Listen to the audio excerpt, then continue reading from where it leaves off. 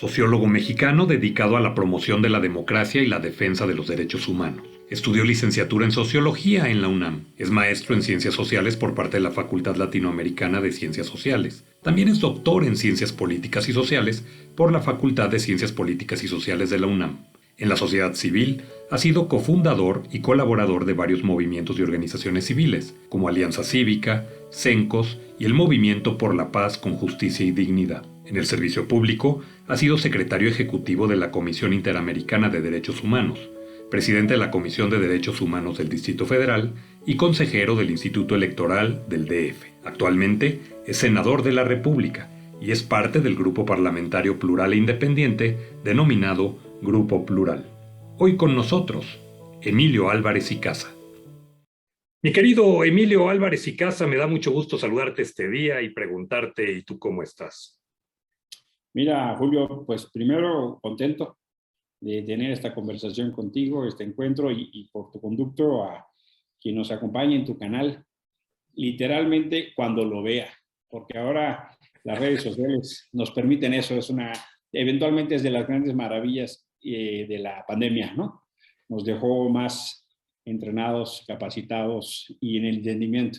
Entonces te diré la primera, muy contento de este encuentro. La segunda es, yo en lo personal voy a decirlo bien, me considero de los invictos de la pandemia. Yo vengo de una tradición católica progresista, entonces diré gracias a Dios bien. Entiendo quien no lo ve así, pero yo así lo veo. Gracias a Dios, mi familia, mi esposa, mis hijas, mi hijo, bien. He tenido hermanos, hermanas, cuñados, familiares que se han contagiado, pero gracias a Dios no ha habido pérdidas cercanas. Sí hemos tenido pérdidas de amigos, sí hemos tenido pérdidas de gente muy cercana y eso pues es una sucesión de pérdidas que duelen. Entonces te diría, en lo personal, bien, Julio, pero en lo social me siento preocupado. Me siento preocupado porque no me gusta el destino de lo que veo en mi ciudad. Yo soy de la Ciudad de México. Dirían de la Chilanga Banda, y a mucha honra. Yo soy de aquí, mis papás, mis abuelos, chilangazos o capitalinos, como quieran decirle. No me gusta lo que veo en el país. Me preocupa que el tema de conversación más o menos corresponde a la pregunta, ¿y ahora qué? ¿No? ¿Qué pasó? ¿Qué se perdió? ¿Qué dijo el presidente? Más o menos en el tono de qué barbaridad. Y debo decirte que tampoco me gusta lo que veo en el mundo. Después de la invasión de Rusia a Ucrania, esa noche dormí distinto. Yo vengo de una generación, chance los chavos que nos vean o nos compartan no lo entiendan así, pero yo vengo de la generación de la Guerra Fría. Yo vengo de la generación que escuchaba la canción The Wall, ¿no? De Pink Floyd. Yo vengo de la generación que sabía qué quería decir el botón rojo. Y habíamos puesto ya en el archivero las amenazas nucleares. Pero cuando veo que hay un bombardeo de artillería a la nuclear más grande de Europa, a la central nuclear, que es 6 veces Chernobyl, y quien de los chavos no sepa qué es Chernobyl, le invito a que vea ese video en Netflix, esa serie documental.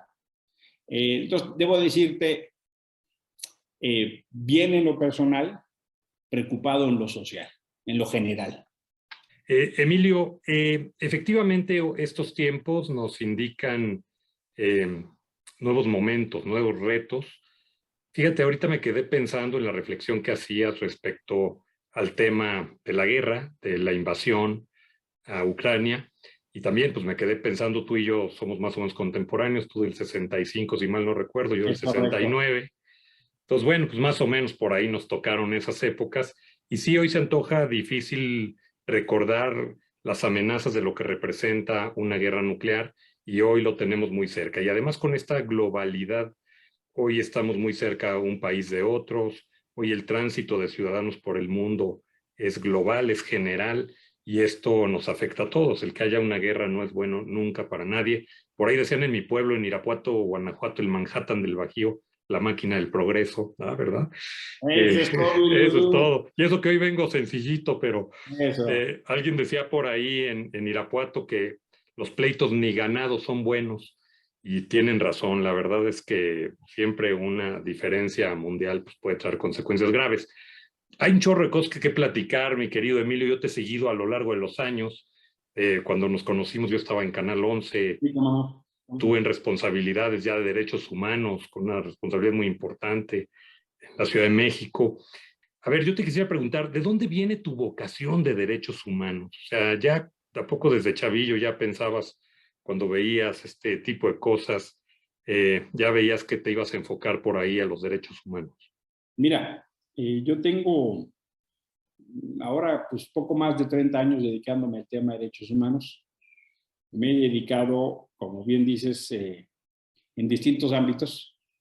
Estuve como presidente de la Comisión de Derechos Humanos del entonces Distrito Federal 8 años.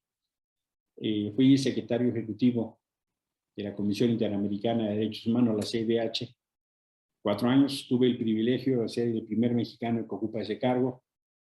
He sido profesor en varias universidades, en la UNAM, en La Salle, en la Ibero, en la Universidad de Tlaxcala, en el Centro de Estudios para el Desarrollo Rural en la Sierra Norte de Puebla.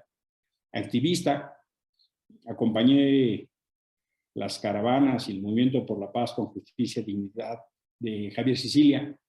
Hicimos los diálogos aquellos en el Castillo de Chapultepec con Felipe Calderón siendo presidente, unos diálogos inéditos con víctimas, y luego con el Congreso, que terminó en la ley de víctimas, la segunda en el continente después de Colombia, un país tan sufrido por la guerra.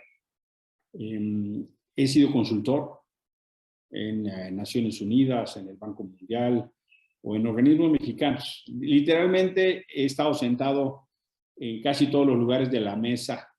Y hoy como senador de la República, soy senador por la Ciudad de México, soy un senador independiente, no tengo partido político y formo parte de un grupo que llamamos Grupo Plural y soy el secretario de la Comisión de Derechos Humanos. ¿De dónde viene esa historial? Viene esencialmente de tres vertientes. La primera, lo dirás de horchata, pero es de chía, ¿no? Viene de una historia familiar. Mis padres, José Álvarez y Casa y Luz Longoria, un matrimonio católico muy activo, ellos fundaron el movimiento familiar cristiano en México y en América Latina. Y a mediados de los 60, cuando yo era un proyecto y un chilpayatillo de brazo, fueron al Concilio Vaticano II, una reunión muy, muy importante de la Iglesia Católica que le cambia la cara a la Iglesia. Y a partir de ahí fundan una organización que se llama CENCOS, Centro Nacional de Comunicación Social.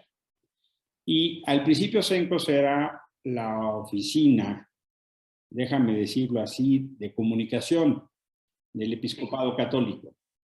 Y a fines de los 60, con lo que pasó en Tlatelolco y con otros sucesos, CENCOS rompe con el episcopado y se convierte en una asociación civil que a la postre acabó siendo una de las primeras, hoy le llamaríamos ONGs de derechos humanos del país. Y de niño entonces me toca ver llegar a casa gente que venía huyendo de las dictaduras de América Latina. Me tocó ver unos nicaragüenses que venían huyendo de la dictadura de Somoza y que estaban en México, Julio, porque la dictadura de Somoza les había cortado las manos. Terrible. Y estaban aprendiendo a usar aparatos para comer. Me tocó ver en casa a mis papás a Rosario Ibarra, cuando desaparecen a su hijo y llega a pedir ayuda. Y me tocó aprender de gente de iglesia, pero también de gente sin filiación religiosa, el fenómeno de lo que sucedía en el México profundo, y eso me tocó profundamente. Una segunda experiencia viene ya propiamente de mi propia formación. Yo soy sociólogo y estudié en la UNAM, luego hice una maestría en Ciencias Sociales en la Flaxo y tengo un doctorado en Ciencia Política y Sociales en la UNAM. y decido hacer de los derechos humanos mi causa profesional. Yo vengo de una familia muy grande. Mis papás tuvieron 15 hijos. Ah, caray. Grande en serio, grande en Sí, serio. sí, claro. La primera hermana falleció a los días de nacida y luego mis papás se desquitaron y tuvieron 14 hijos. Caray. Yo de esos 14 soy el 12, Julio. Y de los 14 que todos pasamos por Cencos, yo decido hacer de Cencos mi proyecto de vida y fui durante los 90 su director. Sí, lo recuerdo. Y la tercera vertiente es una vertiente que viene de una combinación de mi cosmovisión de fe, de mi cosmovisión social y de mi relación con víctimas. Déjame decírtelo de esta manera. Hubo un jesuita, Luis Pérez Arriola, perdón, que fundó el Servicio por la Paz y Justicia, CEPAJ. Esa organización le dieron el Nobel de la Paz a Adolfo Pérez Esquivel. Y él decía, Luis Pérez Esquivel, perdóname, que los derechos humanos son entrañables, Julio, porque cuando ves una injusticia te duelen las entrañas. Mis grandes educadores han sido las víctimas, porque son esencialmente el componente más importante de un movimiento de derechos humanos, que se niegan a aceptar la injusticia, la impunidad y el abuso como norma de vida.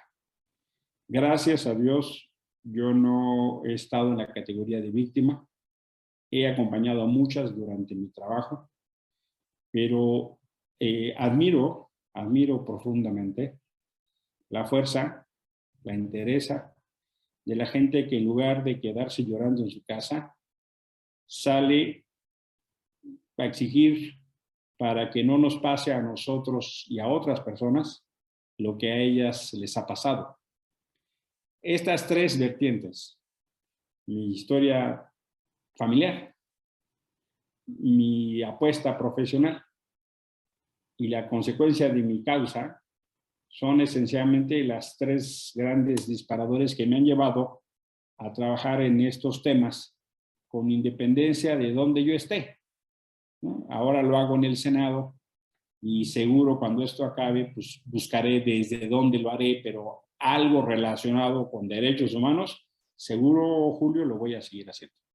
Emilio, efectivamente has sido un hombre que ha dado diversas batallas, diversas batallas, como fue tu decisión de irte de senador independiente.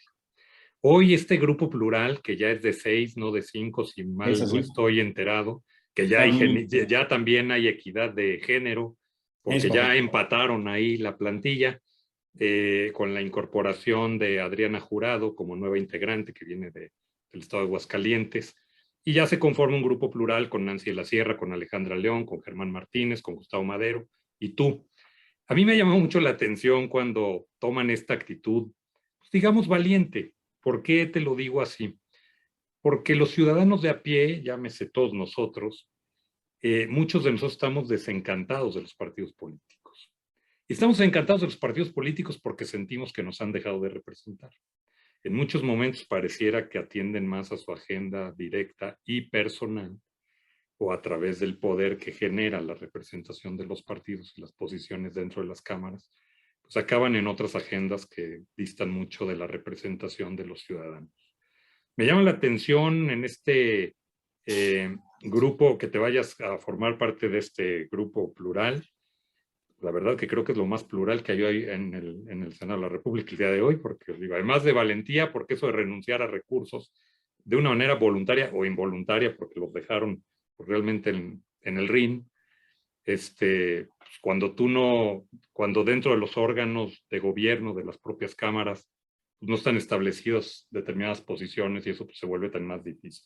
¿Cuál fue tu bienvenida, por no decir chamaqueada, a esta etapa de senador independiente? Yo no creo que todo el mundo te hubiera estado esperando con los brazos abiertos, con la mayor simpatía, sino todo lo contrario, ¿no? Pues hay todo un protocolo dentro de las cámaras, quien las hemos vivido, sabemos que es difícil. ¿Cuál fue tu experiencia, mi querido Emilio? Mira, esencialmente la motivación fue apostar a la libertad. Ese ha sido un eje de mi vida. Y es un eje que le digo a mis hijas y a mi hijo. Dedíquense a lo que quieran dedicarse, pero sean libres y sean felices, ¿no? O sea, hagan lo que ustedes quieran, pero traten de en eso realizarse y ayudar a realizar a otras y a otros. Cuando yo estoy en la Comisión Interamericana, después de haber acompañado a Javier Sicilia y al Movimiento por la Paz en el país, vivo un proceso, Julio, que yo le llamo se me fracturó el corazón. Yo nunca había llorado tanto, Julio. Cuando escuché los testimonios, cuando recorrimos el país y llegamos en caravana hasta Ciudad Juárez, y luego de regreso nos salían decenas, si no es que centenas de víctimas para contarnos historias de horror. Muchas de esas como las que muy infelizmente hoy vive Guanajuato, que nos duele tanto. Pero pasaba en Michoacán, en Zacatecas, en Nuevo León, en Coahuila, en Chihuahua. Es una conexión de atrocidades. Y eso no tenía la dimensión, por eso les platicaba yo el encuentro que tuvimos con Calderón en el Castillo de Chapultepec. Decido irme a Washington, viví 4 años allá cuando estuve en la Comisión Interamericana de Derechos Humanos. Y mira, yo he presentado, como tú dices, todo tipo de informes, todo tipo de casos, batallas. Me tocó en la Ciudad de México casos como el News Divine o casos otros, ¿no? Solo pongo ese nombre porque eventualmente habrá quien se acuerde de eso. Pero empecé a venir a México y me cansé de hacer informes y decidí participar activamente en la política electoral para estar donde se toman decisiones y hacer un puente con las víctimas y con las organizaciones de la sociedad civil y con la ciudadanía. Para ese fin, formamos una organización que es la Iniciativa Ahora, que al principio intentaba construir una candidatura independiente a la presidencia de la República, que era mi candidatura. Conseguimos unas 110,000 respaldos, le llamábamos avales. Estuve muy activo en Querétaro, en Guanajuato, en Jalisco, ahí por el Bajío, tuve una respuesta súper bonita. Algunas salvedades, porque cuando fui a Guanajuato nos rompieron el león, nos dieron un cristalazo y nos robaron todo. Pero bueno, pues son gajes del oficio. Y cuando vimos lo que pasó en las elecciones del Estado de México y Coahuila en 2017, vimos que la cosa iba para mal. Y vimos que las figuras de las candidaturas independientes no iban a dar. Creo que la historia nos dio la razón cuando vimos lo que le pasó a figuras como el Bronco o el Jaguar o la misma Margarita Zavala. Entonces, la iniciativa ahora hace una invitación a un diálogo a las fuerzas políticas. Entonces eran el Frente por México, PAN, PRD y MC, y la coalición de Morena de Juntos Haremos Historia. Y tuvimos una respuesta absolutamente diferenciada. Mientras el Frente se sentó con todos sus candidatos, con Ricardo Anaya, con Alejandra Barrales, con todas sus dirigencias, la coalición de Morena nos mandó a Alfonso Romo y nos dijo, oigan, pues vayan a un evento con Andrés.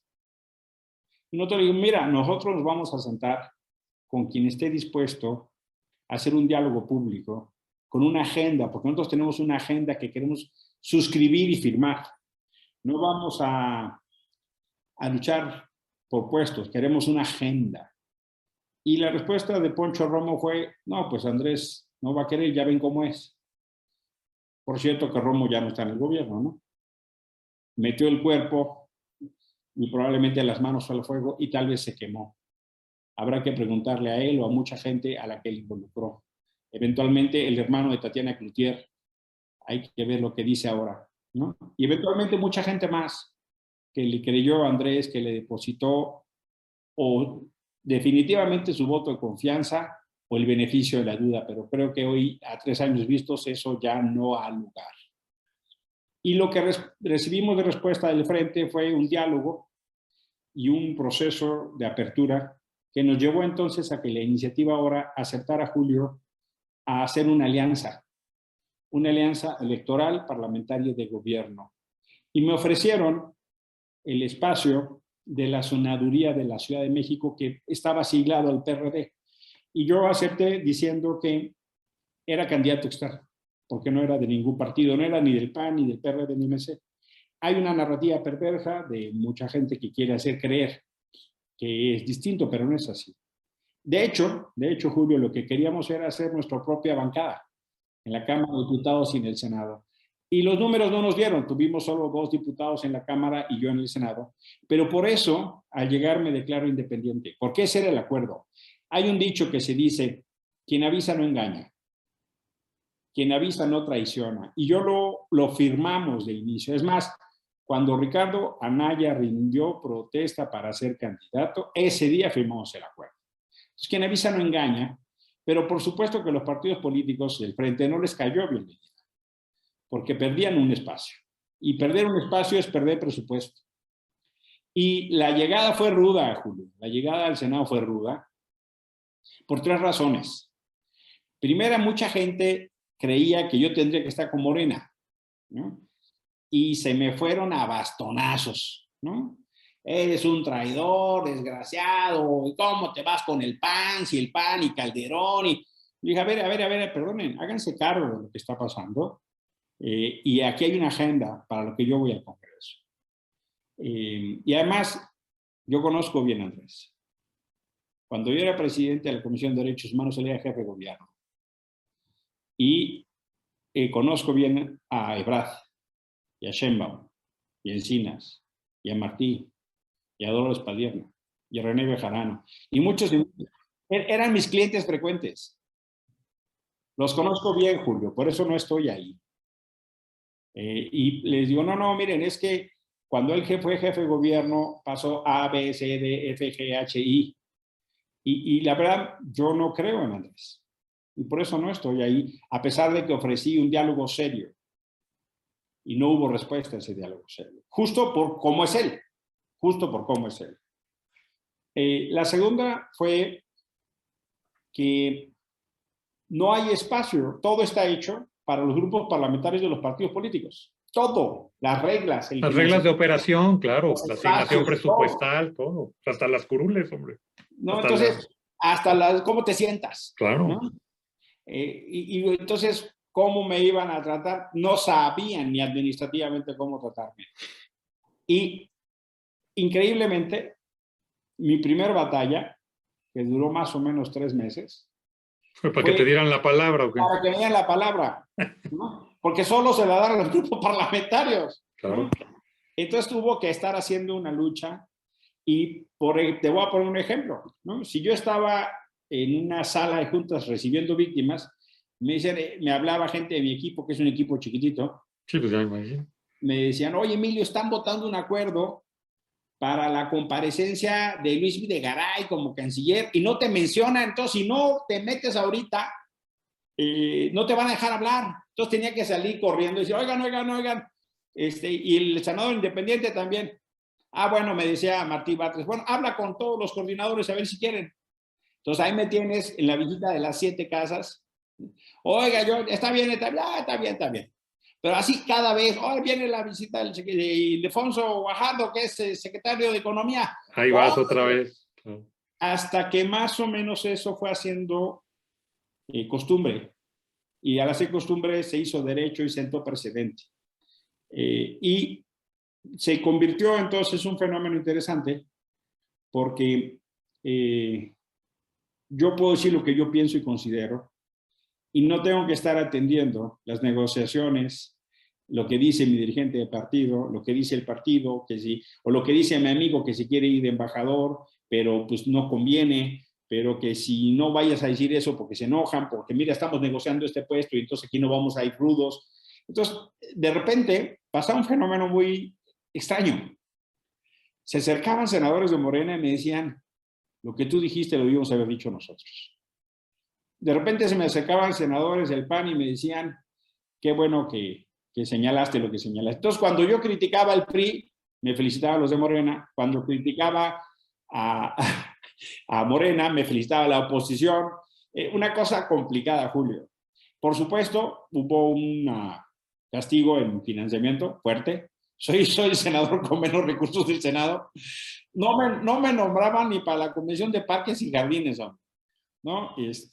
Pero al tener mucha libertad, me dio capacidad para hablar con muchos grupos de la sociedad civil y ser una especie de puente, de embajador o portero, tómalo como quieras. Porque entonces me decían, ay, Emilio, pues tu bancada es muy chiquita. Y yo le decía, se equivocan. Mi bancada es la más grande porque mi bancada está allá afuera, es la gente. Y eso la verdad es que fue una experiencia ruda, difícil, complicada, pero abrió mucho espacio. Y ya en la segunda legislatura, eso fue en la 64, en la 65, se dio la idea del Grupo Plural, que yo creo, Julio, es una buena vacuna. Claro que lo es. La pluralidad es una buena vacuna para la polarización.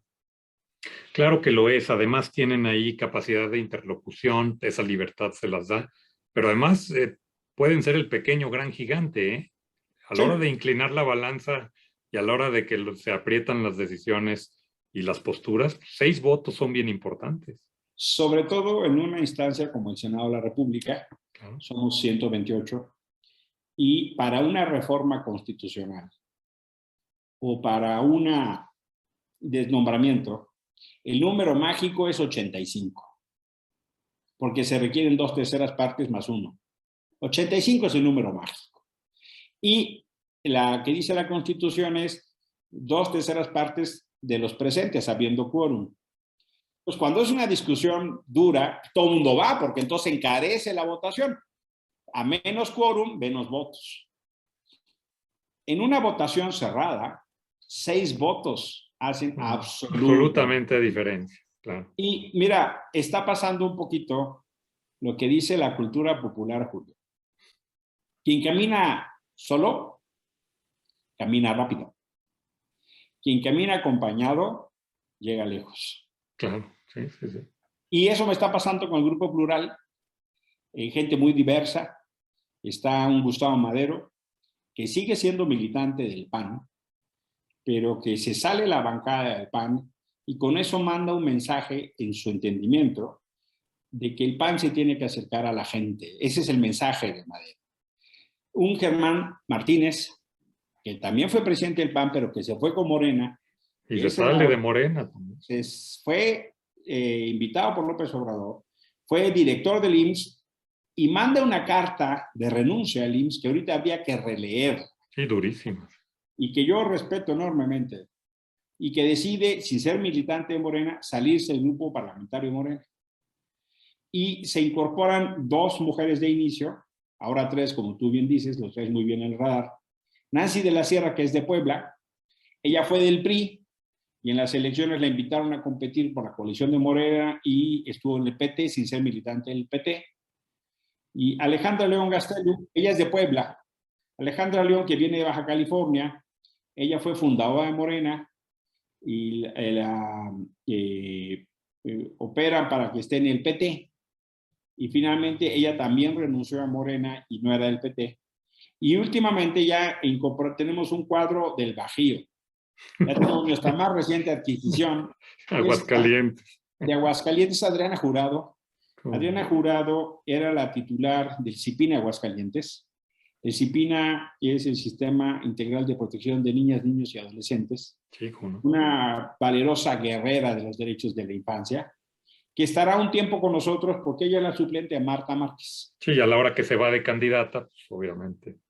Marta Márquez aspira a la gobernatura en Aguascalientes en una decisión pues, que se ha calificado de controvertida. Decide dejar las filas del PAN para postularse por el Partido Verde, el Partido del Trabajo. Y bueno, pues es un tema que merece, pues, digamos, toda decisión individual un respeto, pero también toda decisión está sometida al escrutinio, ¿verdad? El caso es que Adriana llega como suplente de Marta y decidió no irse al PAN, decidió no irse al PT y está con nosotros. Pues eso yo creo que enriquece el grupo. Ya, yo insisto, un grupo de 6 sí es de cuidado. La verdad es que no es cosa menor. Y yo te quería preguntar, Emilio, a ver, en tu tema, este tema de de los derechos humanos, la agenda de los derechos humanos en este sexenio, pues yo creo que trae muchos temas pendientes: feminicidios, número de muertos más alto de la historia, combate a la inseguridad. Bueno, yo metería ahí hasta las escuelas de tiempo completo, que es un crimen. 3.5 millones de niños, niños y madres de familia que son jefas de familia en muchos de los casos y que son el sustento de sus hogares, ¿no? ¿Qué piensas de todo ello? Fíjate, Julio, que esta agenda, la de derechos humanos, es probablemente una de las mayores decepciones de este gobierno. Este gobierno tiene una narrativa muy agresiva en derechos humanos, pero tiene una realidad pobrérrima. Es como el caso del jefe de familia que dice que es la persona más honorable de la vida, pero todos los días llega borrachísimo a su casa, ¿no? Y dices, no, pues hay algo raro, ¿no? Y como que no checa la congruencia, o sea, nos dice que quiere muchísimo a su esposa y santas madrinas que le acomodan, ¿no? Nos dice que es una persona muy civilizada y siempre se pelea con sus vecinos. Algo no cuadra, ¿no? ¿Y por qué te pongo ese ejemplo? Porque justo eso está pasando. López Obrador nos dijo que iba a hacer una serie de cosas muy importantes en materia de derechos humanos y lo que hoy, a más de 3 años, estamos viendo una regresión extraordinariamente grave y te lo voy a poner en 3 órdenes. El orden de la agenda, el orden institucional y el orden de la política pública. En el orden de la agenda, migración, tenemos la crisis más salvaje que estamos teniendo. Nunca habíamos utilizado el ejército, a la Guardia Nacional y a la policía para agredir a los migrantes como estamos haciendo. Queramos o no, hacemos la chamba sucia de los gringos y somos el muro de Trump. Es una vergüenza lo que hacemos. Feminicidios, asesinatos a periodistas, violencia, inseguridad. Puedo estar de acuerdo que la pandemia no es culpa del gobierno, pero indudablemente la respuesta sí. Y lo que vemos es que México es el país con más muertos en el personal de la salud. Vemos que lo que nos dijeron como catastrófico quedó chico porque está multiplicado por más de 5 y eso las cifras oficiales. Y vemos una crisis tremendísima en el orden de la pobreza. Hoy México es más pobre y es más desigual. Al paso que vamos, fíjate qué dramático, este país, este gobierno va a ser el gobierno con más personas desaparecidas en la historia. Eso es dramático. Puedo estar de acuerdo que hay cosas que heredó este gobierno, pero lo que se suponía es que las iba a cambiar. Y ya vamos a llegar cerca de 100,000 desaparecidos en México. Entonces, ahí hay una primera problemática, te lo dejo en temas de agenda. Segundo, la institucionalidad. Todas las instancias que habíamos hecho para tratar de enfrentar estos problemas están debilitadas, erosionadas o sometidas. La CNDH es un verdadero desastre. Una señora que es presidenta del Comité de Admiradores del Presidente de la República, la señora Piedra. La CNDH es conocida hoy por su sumisión y su omisión y sus silencios, o sus escándalos laborales y de corrupción. Una comisión de víctimas que hace esencialmente un trámite para que las víctimas la demanden y se peleen con ella. O fiscalías que están absolutamente desaparecidas. ¿Qué tal la Fiscalía General de la República? Sabemos más del fiscal Goetz, de sus escándalos y el uso de la institución como instrumento de venganza. Un mecanismo para defender a periodistas al que le están matando periodistas defendidos o defensores de derechos humanos, Julio. O sea, la institucionalidad que creamos con deficiencias, porque nada, tampoco Sí, me hago todo cargo era perfectible, claro. que había deficiencias, me hago cargo que muchos problemas vienen del pasado, pero lo que se suponía es que esto iba a ser mejor y está mucho peor. Y tercero, el tema de política pública. Mira, en un país donde están matando periodistas, que el presidente acreciente el riesgo es dramático. En un país donde matan al día más de 10 mujeres por feminicidio, que el presidente se enfrente con las mujeres es dramático. En un país azotado por la pandemia y que niños y niñas perdieron muchísimo en materia de educación, eliminar escuelas del tiempo completo en lugar de duplicar, o sea, perdieron año y medio, ¿cómo le hacemos? Pues vamos a duplicar, que tengan más clase, pero además le están pegando más a los niños pobres, a las familias pobres, porque los que tienen tiempo completo son los pobres, son niños que eventualmente esa era su mejor comida. Claro, implicaba el alimento, claro. Y Cuando, la oportunidad de la mamá de salir a trabajar. De ir a trabajo, o de la familia. O de la familia. Y no gastar en eso. O, por ejemplo, cuando tenías, con las deficiencias que quieras, un sistema como el Seguro Popular, ahora la gente tiene que pagar las medicinas si es que hay para que pueda atenderse, o tiene que ir a un consultorio privado, esos que dicen que es lo mismo pero más barato, que no es otra cosa más que la privatización de la salud. Entonces, eso es un tema de las decisiones que se están tomando, Julio. Entonces, en la agenda, en la institucionalidad y en la política pública, no te quede duda, estamos mucho peor. Y no he hablado de uno de los temas más críticos, que es el tema de la inseguridad. La presencia del narco en el territorio. Fíjate, me pesa decirlo, pero ojalá me equivoque, Julio. La herencia de este gobierno va a ser un gobierno narcoestado, militarizado, porque estamos viendo un proceso de militarización gravísimo, de corte autoritario. Esa tiende a ser la herencia de este gobierno, Julio. Qué dramático que en las esperanzas del 18 estemos hoy pintando ese escenario, Julio. A ver, hay un tema que te quiero preguntar y que tú has dado buenas batallas. Adriana Jurado lo debe de entender indudablemente. La explotación infantil en México y la trata de personas. México sigue siendo de los primeros lugares, Emilio, por lo menos en la región, pues en los primeros lugares, y pareciera que no somos capaces de hacer nada. ¿Qué hay al respecto? Infelizmente, México se le conoce como la Tailandia de América. Tailandia de América.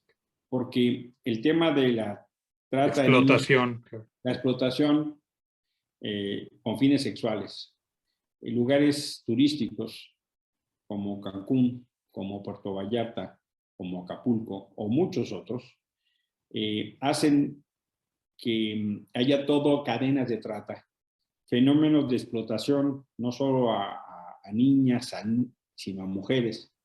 Y que lo que vemos son negocios multimillonarios, hoy es llamada como la esclavitud del siglo XXI, y que los esfuerzos son mínimos para responder, son mínimos.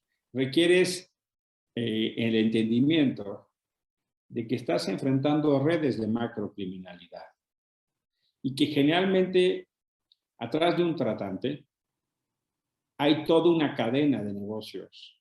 Déjame que lo diga así. Entonces tienes que entender que hay redes de macrocriminalidad y que en esa capacidad tienes que actuar con la inteligencia de investigación, la inteligencia financiera y la captación de los partícipes del delito. Es muy dramático porque en lugar de fortalecer la capacidad del Estado mexicano, lo que hemos venido haciendo es debilitarla.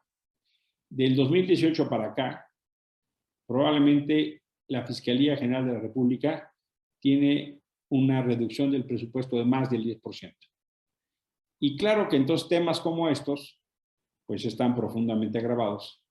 Y la coordinación con los gobiernos estatales, que también podrían estar haciendo algo, pues cada vez más disminuida. Porque hay que decirlo, no solo es un tema del orden federal, los gobiernos estatales tendrían que estar asumiendo un importante liderazgo en esta materia, o de prevención.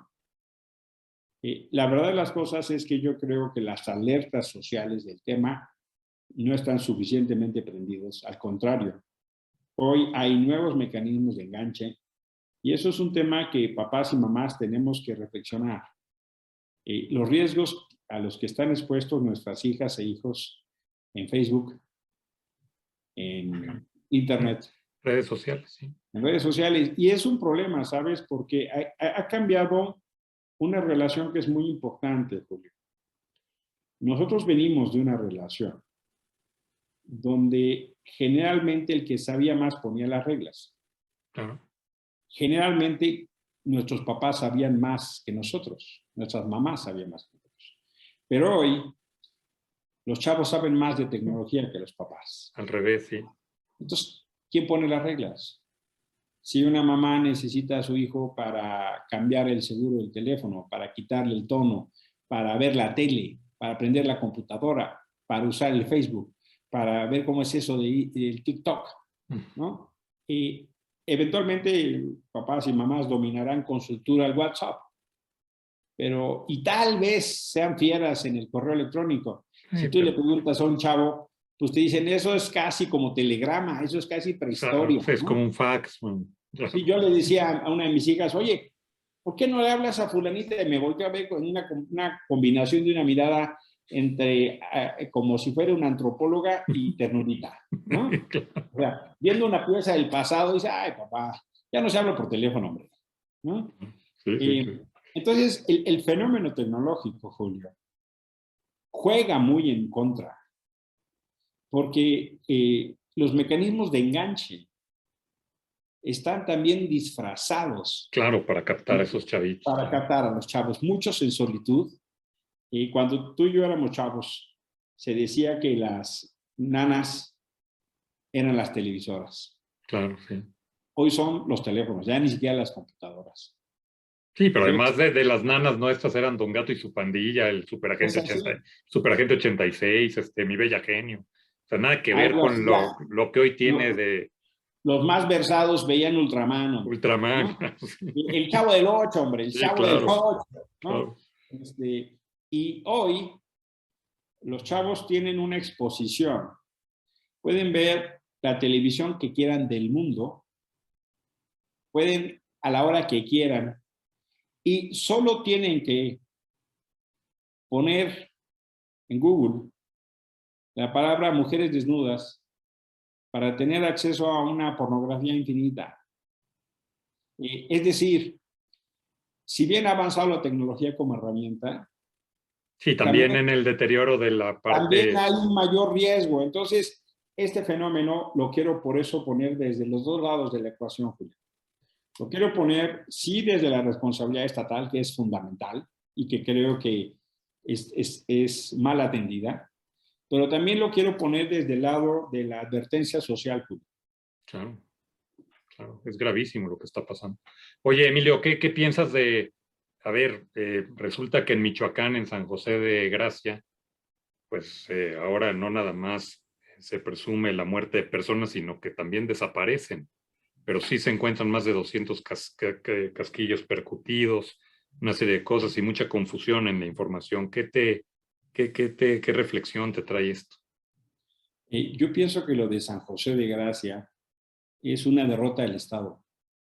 Y no me refiero solo a Michoacán, me refiero al Estado en su conjunto.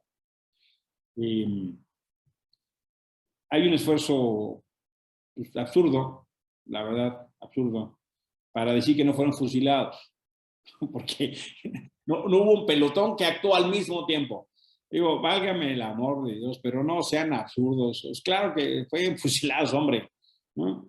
200 casquillos percutidos que se encontraron, ¿no? Ahora dicen que fueron 11 personas ejecutadas. Tuvieron condición de hacerlo durante 5 horas. No llegó nadie.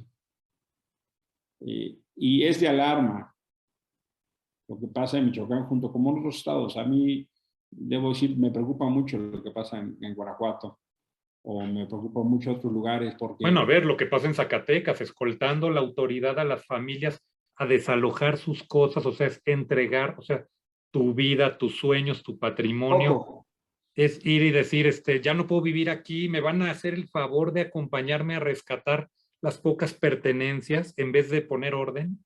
En lugar de enfrentar a quien está desalojando a las personas. Anoche mataron a 9 personas en Atlisco, Puebla. Que todavía el gobernador hoy tenía dudas si eran oriundos de por ahí. como si ese fuera el tema de discusión, ¿no? El año pasado empezamos a llevar un recuento de masacres. Dicen los especialistas que una masacre es cuando hay un homicidio de más de 3 personas. Utilizando ese indicador, pues estamos en focos rojos. Pienso que sería muy bueno que el presidente de la República se comportara como jefe de Estado. Me encantaría que para ese tema convocara a todos los actores, que convocara a todos los que queremos derrotar a la delincuencia y que no queremos vivir con miedo. Me encantaría un presidente que estuviera en los temas de agenda, que le duelen a la gente, que dejara las cuentitas de vidrio, que dejare las consultas, que dejare los penachos, que dejare de tomarse fotos con las mujeres de su partido. Me gustaría un presidente que no se encierre en su palacio y que convocara a gobernadores, al Congreso, a la oposición, a los empresarios, a las cámaras. ¿Cómo le hacemos para enfrentar lo que está pasando? La inseguridad nos roba todo. Nos roba no solo dinero, seguridad, trabajo, casas, nos roba futuro. Y por eso creo que López Obrador fue depositario de una enorme esperanza de cambio. Pero la verdad es que en materia de seguridad es un desastre. Y esta tarea es una tarea compartida y tenemos que entrar todos. Tienen que entrar los gobernadores de Morena y de la oposición. Tienen que entrar los legisladores. Pero el presidente solo se reúne con sus cuates. Prácticamente nunca se ha reunido con la oposición. Prácticamente está en este encierro de construir narrativas, pues de pedirle disculpas, que España pida disculpas, de enojarse con el presidente de Austria por el penacho, de que si va a mandar a su esposa a Chile, qué sé yo, o sea, déjame ponerte esos ejemplos. Yo no discuto que López Obrador es el presidente, ganó con la legitimidad suficiente para hacerlo, eso no está en discusión. Yo soy de los partidarios que acabe su mandato y se vaya, pero sí me gustaría que ante estos temas que nos duelen, como los de San José de Gracia y otros, tuviéramos una capacidad de responder. Lo que pasó en el 21, de la participación del narco en las elecciones, es gravísimo. Y creo que parte de lo que hoy está pasando es ese pago de factura. Ahí están los pagos, sí. Ahí están los pagos. ¿Qué quiere decir eso? Pues hacerse la vista gorda y voltear la cara a un lado y tardarse 5 horas en responder. Emilio, para concluir, hay dos cosas que te quiero preguntar. Una, ¿qué sentimiento te despierta el caso, por ejemplo, de Kenia Hernández, la líder indígena que está en el Ceferezo 16 de Morelos, en donde pues, obviamente está por, si mal no recuerdo, por la toma de casetas en un penal de alta seguridad, y donde vemos que pues, muchos otros vándalos pues, no están ni siquiera en una barandilla de retención de una inspección de policía, ¿no? Mira, es un caso paradigmático muy contradictorio. Kenia es una mujer indígena de Guerrero que tiene 31 años, tiene un niño de 9 años y un niño de 4. Y ella viene de un movimiento social de pueblos indígenas de Guerrero que hicieron de la liberación del paso en las casetas su modo de lucha. Este gobierno decidió tomarla como caso ejemplar de castigo. Yo pienso que con un diagnóstico equivocado, porque si bien hubo muchas tomas de casetas, incluso, por ejemplo, en Nayarit, hubo un tramo donde los narcos tomaron 10 meses la caseta y cobraban, por la fuerza. Sí, porque acá era gratuito. Y ahí no pasó nada. Lo que hacía Kenia era dar el paso. Y me sorprende, yo la he ido a ver 2 veces al reclusorio. Me tardo 1 hora y cuarto para 24 filtros. 24 filtros. Escaneos, revisiones, anotar mi nombre, que me tomen la foto, dejar mi huella, que me vean que si no tengo explosivos, enseñar mi identificación, que me ponen el detector de metales, volver a identificarme, volver a escanear, volver a escribir mi nombre, volver a tomar 24. Y eso que eres legislador y con eso alguna, que soy senador de la República. Y con alguna apoyo o entendimiento de la autoridad del penal, ¿no? Eso. Y ponen a una mujer así en un reclusorio de máxima seguridad. Y yo digo, ¿no tenía que estar ahí Ovidio, al que soltaron en Culiacán? ¿No tendría que estar ahí el Chapo, al que dicen que por favor ya no le digan Chapo, sino señor Guzmán? ¿No tendría que estar ahí los que hicieron lo de San José de Gracia? Es decir, ¿por qué este gobierno que viene de un movimiento social? Yo se lo decía a algunos senadores de Morena, ustedes toman casetas, ustedes tomaron casetas. Y dije por su nombre, a ver, tú, José Narro, tú, Salomón Jara, tú, ¿cómo así? Digo, bueno, si quieren que lo discutamos, discutémoslo, pero lo que no puede ser es que ustedes criminalicen la protesta. Eso no es admisible, no es admisible. Entonces pienso yo que hay un despropósito, pienso yo que han decidido hacer un caso emblemático y creo que honestamente hay una derrota ética de este gobierno que viene de un movimiento social al tener a una mujer como Kenia Hernández en un reclusorio de máxima seguridad. Honestamente, se los digo y se los he dicho, compañeros, este presidente tomaba pozos, este presidente tomaba Reforma, porque entendía que era el derecho a la protesta, la movilización, la resistencia, y meten a la cárcel una líder indígena. ¿Qué les está pasando? Esa es un poco la pregunta que Kenia Hernández provoca. ¿Qué les está pasando? Finalmente, Emilio, yo te diría, ¿qué estás dispuesto a hacer tú por México para tener ese México que tú deseas, que de alguna manera ya dibujaste hace unos momentos en la penúltima respuesta, pero qué estás dispuesto a seguir haciendo por México? Mira, lo hago todos los días. Me levanto temprano. El primer espacio es de oración con mi esposa, ¿no? Nos sentamos, tomamos un cafecito, hacemos la lectura del día, conversamos, caminamos, porque yo creo que eso es importante para que tú puedas seguir trabajando. Levanto la voz porque me parece que es un momento importante para levantar la voz. Trato de honrar la confianza a la gente que me depositó su voto. Por mí votaron más de 1.600.000 personas y trato que esa gente que votó por mí se sientan representadas en el Senado. Entiendo que esto es prestado por unos años y trato de usarlo al máximo. Luego mi equipo me dice, oye, pero es que haces muchas cosas, ya párale. Y le digo, mira, hazte cuenta que te prestaron un Ferrari por 6 años. ¿A poco tú lo vas a tener estacionado?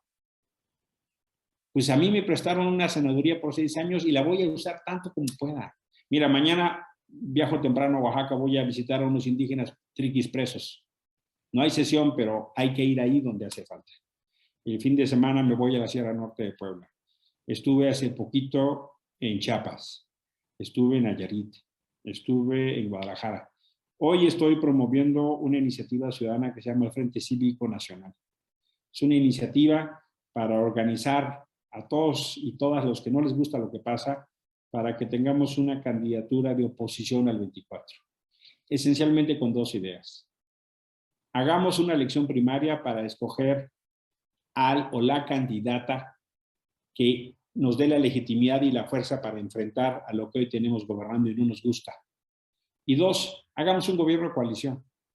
Sumemos a los mejores hombres y hombres y mujeres de distintos espacios para que tengamos la capacidad de construir el futuro que nos merecemos.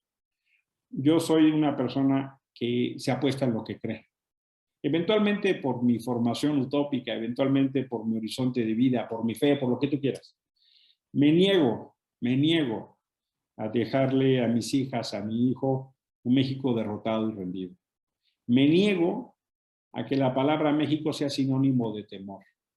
Y creo que México tiene que ser una palabra de orgullo, que inspire, que motive, que alegre, como sus fiestas, como su comida. México es un país extraordinario. Yo he tenido la oportunidad de viajar y me encantaría tanto que la gente viera cómo nos ven y cómo nos quieren. Me encantaría tanto cuando vieran cómo les da gusto a la música mexicana, la comida mexicana, las playas mexicanas, las pirámides mexicanas. México es una maravilla de país. Y pienso entonces que tenemos que levantar la voz, tenemos que sumar. Y yo lo estoy haciendo en el Frente Cívico Nacional esencialmente para decirle a la gente, miren, más que preocuparse, hay que ocuparse. Y todos los que no están en el partido, pues qué bien, aquí hay un espacio. Los que están en un partido, pues qué bueno, es su opción. Nos pueden encontrar en Facebook, el Frente Cívico Nacional o en Twitter. Pronto estaremos ahí en el Bajío. Vamos a intentar sumar así, ¿no? Hay un cuate muy buena onda que se llama Amado Avendaño y que tiene un programa que se llama La Quinitocracia, que ahí está sumando. Hay gente de partido, hay gente de no partido. Estamos luego sumando un poco con la gente de Sociedad Civil México, a ver si algunos líderes se quieren sumar. Y hay gente que ha estado en partidos como Gustavo Madero, como Guadalupe Acosta Naranjo, o como Demetrio Sodi, como Beatriz Pajés, porque también es un derecho de la gente estar en un partido. Pero ¿qué es la idea? La idea es que nos organicemos, porque somos pocos y estamos desorganizados. Y cuando platicas hay mucha gente que quiere hacer algo, no sabe cómo. Y enfrente tienes un gobierno con todo el dinero, todas las mañaneras, todos los programas sociales, todo el aparato. Por eso yo lo que pienso es que lo peor que podemos hacer es desanimarnos. Lo peor que podemos hacer es dejar que la narrativa del presidente nos polarice, nos debilite. Lo peor que podemos hacer es no enseñarle a nuestras hijas e hijos que las cosas se consiguen con esfuerzo, con trabajo, con dedicación. A mí me gustaría decir que mis hijas y mis hijos al final de mi camino digan, por lo menos lo intentó. Es lo único que yo generalmente camino mucho en la ciudad, me muevo mucho caminando y gracias a Dios no tengo cosa aquella que la gente me ataque porque tenga yo bienes mal habidos. Eventualmente habrá gente que no le guste mis ideas y pueden estar enojados, pues tienen todo el derecho, nadie es monedita de oro. No tienen derecho a insultarme ni a maltratarme, pero tienen derecho a pensar distinto. Y desde esa diferencia tenemos que respetarnos y reconocernos. Pero sí pienso, Julio, que este país es una maravilla. Y yo estoy dispuesto a entregarme, como lo hago, muchas horas al día para intentar un mejor México. No me gusta lo que veo, no me gusta que destruyan mis bosques, no me gusta que destruyan los lagos, no me gusta que se contamine, no me gusta que las mujeres tengan miedo de salir a la calle, no me gusta que mis hijas tengan que escoger qué vestirse en función del transporte que van a usar. Si usan un transporte público, ni de loca se ponen falda. No me gusta que los jóvenes tengan que irse de México para encontrar opciones en las que creen. No me gusta que la gente que trabaje la secuestren y le roben lo que ha trabajado. No me gusta que vean a los empresarios como enemigos. Y para dar esa batalla, pues esencialmente creo que somos muchas y muchos. Y por lo menos pienso que vale la pena intentarlo, mi querido Julio. Muchas gracias, querido Emilio. Pues efectivamente tenemos un país maravilloso y es responsabilidad de todos sacarlo adelante. Así que yo te agradezco este encuentro, este reencuentro. Me da mucho gusto verte bien y desde luego poder tener tu exposición de ideas, la cual serán de utilidad para todos nosotros y agradezco muchísimo. Muchísimas gracias. Te mando un fuerte abrazo. Otro para ti. A todas aquellas personas que nos acompañan. ¿Y tú cómo estás? Te agradezco muchísimo, mi querido Emilio, y nos vemos de ver pronto. Muchas gracias. Muy buena tarde. A la próxima. Saludos. Gracias. Hasta pronto.